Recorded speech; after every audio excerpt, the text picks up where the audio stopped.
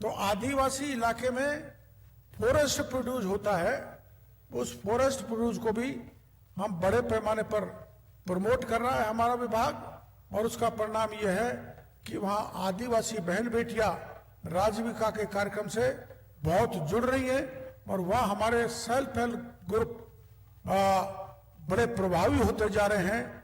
उसी को देखते हुए राष्ट्रपति महोदय ने हमारे राजस्थान में प्रोग्राम बनाया था, जहां हजारों आदिवासी महिलाओं ने वहां पर आई थी, और उनके इंस्टॉल इतने अच्छे थे, जहां पर वहां फॉरेस्ट प्रोड्यूस के होते हैं, वहां तीर कमान बनाने के होते हैं, वहां कारपेटिंग का जो धंधा करते हैं, ऐसी सब चीजों की प्रदर्शनी वहां पर लगाई थी।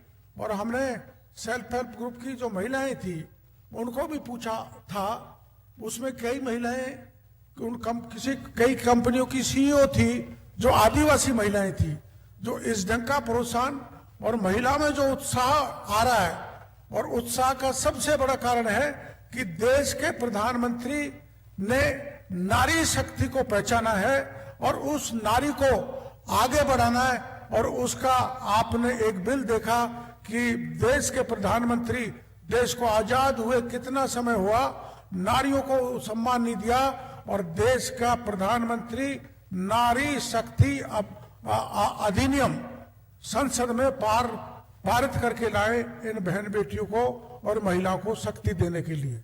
और यही नहीं किया है, आपको 33% आरक्षण का प्रावधान हमने किया है।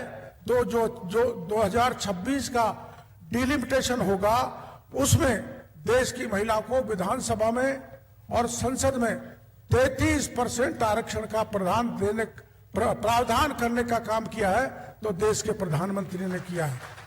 अब विधानसभा हो, चाहे जिला परिषद हो, चाहे संसद हो, उसमें पर्याप्त महिलाओं का वो प्रेजेंटेशन नहीं है। और तो इसलिए इस दृष्टि से हमारे देश के प्रधानमंत्री ने प्रबल इच्छा के बलबूते पर वर्षों से ये मांग चल रही थी। आपने देखा संसद में समाजवादी पार्टी के लोगों ने महिला बिल को फाड़ दिया था। कोई दल नहीं चाहता था कि महिला शक्ति के रूप में उभरे, राजनीति में पहुंच करके अपना स्थान बनाए और देश को आगे बढ़ाए। लेकिन देश के प्रधानमंत्री की प्रबल इच्छा का परिणाम हुआ कि 33% आरक्षण 2026 की डिलिमिटेशन कमीशन के बाद में लागू हो जाएगा। इसके लिए इस महती सभा में मैं देश के प्रधानमंत्री जी का बहुत बहुत आभार प्रदर्शन करना चाहता हूं, धन्यवाद देना चाहता हूं। और जितनी भी हमारी ये महिलाएं यहाँ पर पधारी हैं, उनसे मैं कहना चाहता हूं कि जो भी हुनर, जो भी ट्रिक, जो भी कार्य कुशलता आपके पास है, उनको आगे बढ़ाने का, उनको उनको प्रोत्साहन देने का, उनको संबल देने का काम हमारी राज्य सरकार करेगी। और आप तो ज्यादातर इसी इलाके की है, आप मेरे को जानती होंगी तो भूल गई होंगी। मैं 2009 में आपके बीच में लोकसभा का चुनाव लड़ा था, और ये सारी बहन बेटियां जो बैठी हैं, इन्होंने मेरे को जिता के लोकसभा में भेजा था। इनका मैं एहसान नहीं भूल सकता।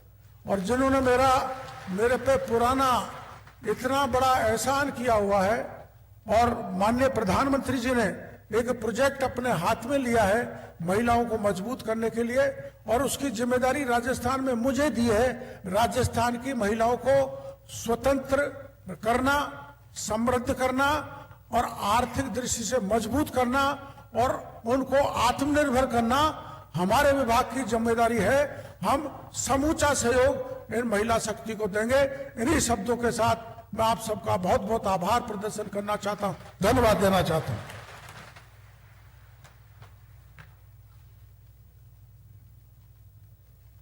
बहुत बहुत धन्यवाद सर। एक बार जोरदार तालियां हो जाए नारी सशक्तिकरण के लिए।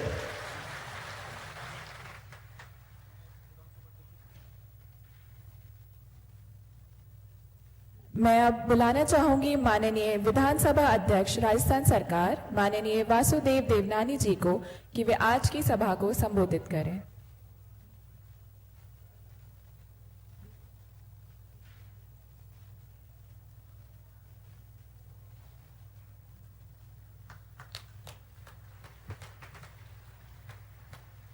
आज इस नारी शक्ति वंदन के कार्यक्रम में मंच पर विराजमान राजस्थान के यशस्वी लोकप्रिय नेता, हमारे कई बार हमारे साथी, वर्तमान में ग्रामीण विकास मंत्री माननीय किरोड़ी लाल जी, यहाँ की जिला प्रमुख बहन रमा जी, पार्टी के प्रदेश उपाध्यक्ष मोतीलाल जी, यहाँ के निदेशक बाबूलाल जी, नारायण जी मीणा, चंद्रमोहन जी मीणा,